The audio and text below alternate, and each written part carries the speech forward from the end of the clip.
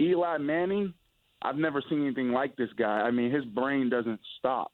I run a route, a 5-yard hitch route, and I may come back and ask him one question, and it turns into a 10-minute conversation, and I'm walking away, and he's still talking. I'm like, okay, Eli, I got it, all right. And he's still talking and explaining.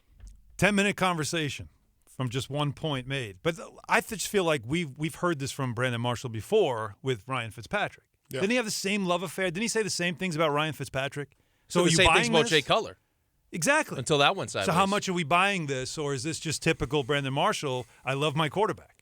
He does this a lot. Listen, every wide receiver is going to say the right things as far as their quarterback's concerned because they all want the football. Yes. And the reason every player is going to say that about his quarterback. And I think everyone realizes if you're smart, if you're a veteran guy, knowing that if I have a certain relationship with the guy who's responsible for getting me the football, then when things start to fail, I'm going to be the first person that he looks for, right? And that's the kind of relationship he's trying to develop here. But again, the thing I have a problem with Brandon Marshall is that when things start to go wrong, and when you start to lose games or you have adversity, which typically adversity, is that that's when you see a person's true character, right? Yeah. And it hasn't worked out for him. Yeah.